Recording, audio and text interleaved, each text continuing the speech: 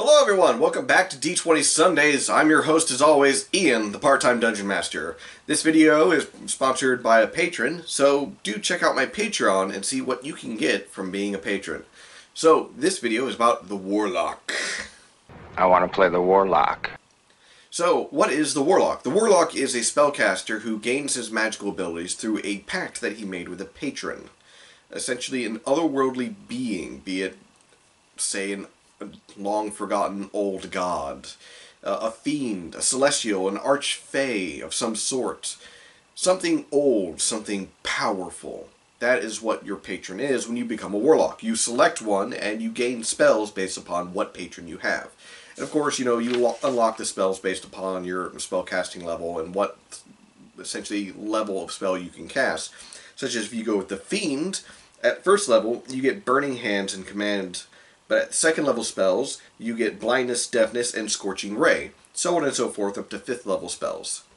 You also get other abilities, such as if you went with the Fiend, you get Dark One's Blessing, which is, at first level, when you reduce a hostile creature to 0 hit points, you gain temporary hit points equal to your Charisma modifier plus your Warlock level of a minimum of 1.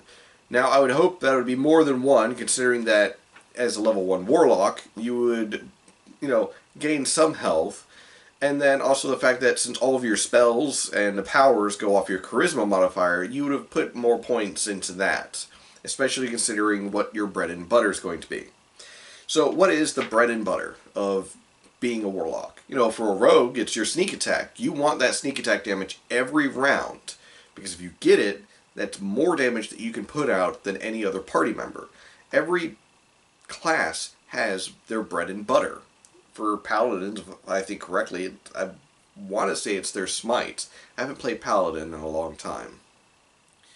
So, what is the warlock's bread and butter?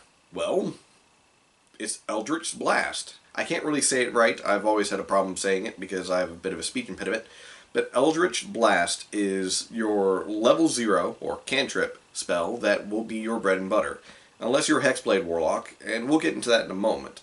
So what is this spell? This spell is essentially 1d10 of force damage. You roll to hit, of course, so it's a 1d20 plus your proficiency bonus plus your spell modifier, which is your charisma. So if your charisma is a 3, so that's at level 1, a 1d20 plus 5 to hit, and then 1d10 of force damage.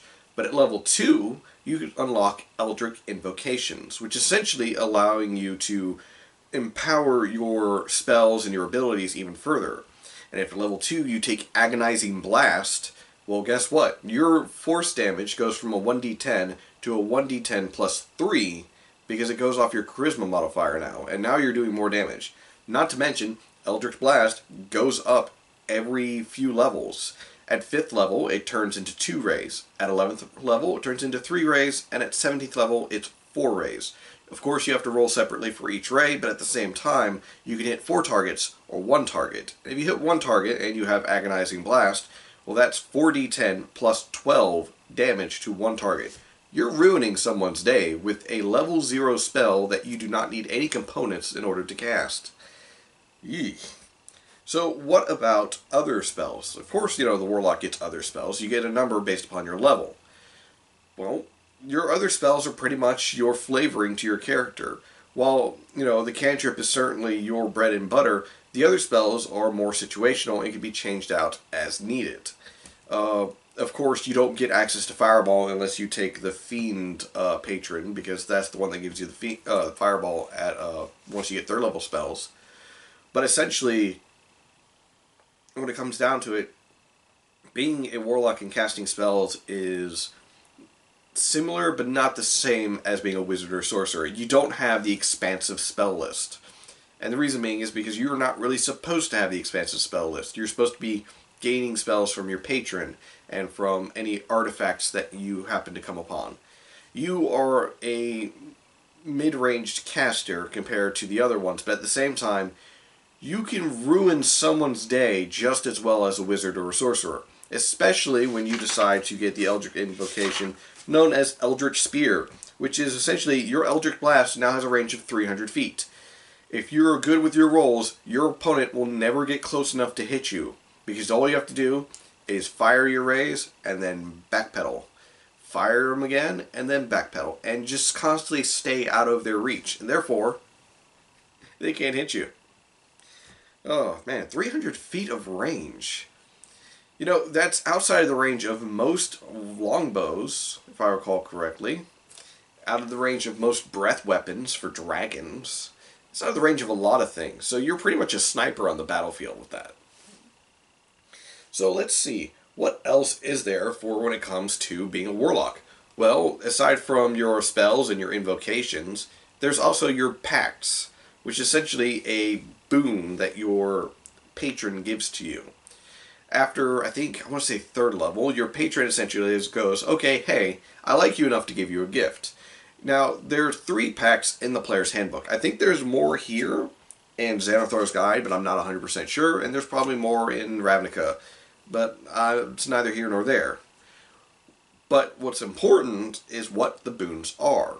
The boons are essentially a magical item that's given to you by your patron, and if you lose it, well, you're going to suffer some penalties, but for the most part, it takes about an hour of essentially meditation and redrawing the contract with your patron in order to get a new one. Such as the Pact of the Tome, you get a Book of Shadows that allows you to cast more cantrips. And, of course, they can be cantrips from any spell list, not just warlocks. So you can get cantrips from, saying, the wizard, or from the bard, or even for clerics. And here's the bonus thing when it comes to that. After a certain level, you get an Eldritch Invocation that allows you to get level 1 spells from other spell lists as well. And if you ever lose the book, or if it gets stolen, simply just redraw the contract after an hour of meditation with your patron, and the previous book will be destroyed, and a new one will be in your hands. Though I don't suggest losing it constantly, because your patron might get a little annoyed with you. Fun times. Got my little list over here. So what patrons are there in total? Well, let me think. Well, there's the great old ones, of course. There's the Fiend, the Archfey, and that's just it in the player's handbook. But there's more. There is the Celestial as well. They added this in Xanathar's, and I wanted to say that they added another one somewhere, but I just can't seem to find it. But essentially, you can now do a Celestial-bound Warlock to where you, instead of, throwing harmful spells, can be a healer. A pretty good healer, too. And of course, everyone wants to know, what about the Hexblade?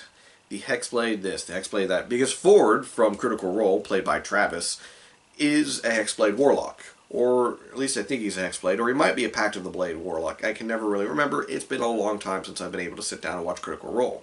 Well, the Hexblade is essentially you focus on being a frontline fighter for a Warlock.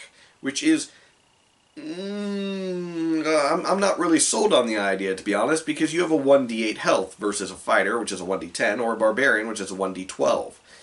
And, yeah, you can be kind of tanky if you choose the right feats and the right, armor and all that fun jazz, but the problem is,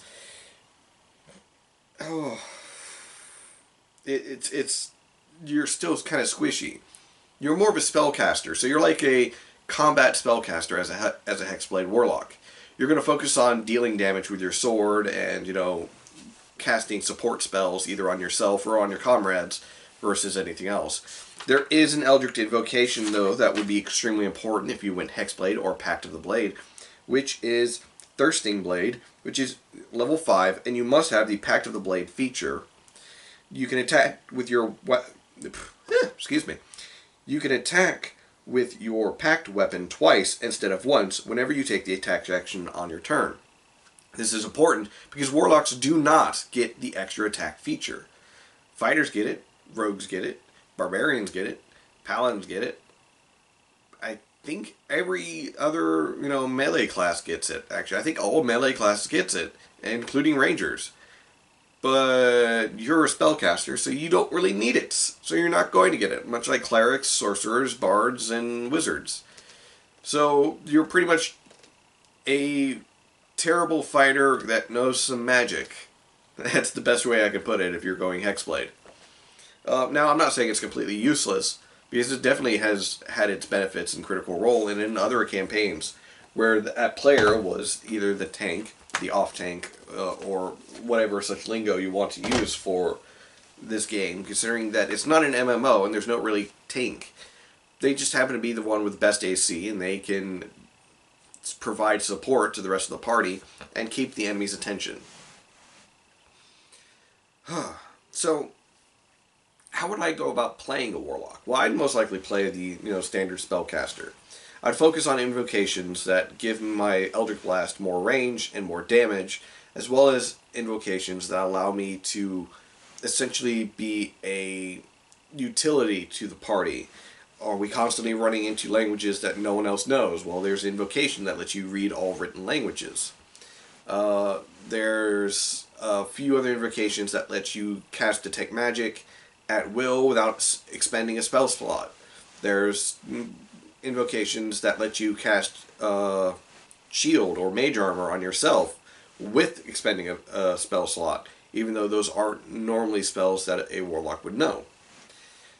Your invocations help make up for your lack of spells. So while your spell list is not as expansive as a wizard's or a sorcerer's, your invocations are essentially the other part of your bread and butter. With them, you're able to cast as well as have either abilities or add-on effects to your attacks and abilities that give you the power to be equal to the other casters, or to make you more useful even outside of combat. Anyways, that's it for D20 Sundays. I hope this video helped, and catch you next time.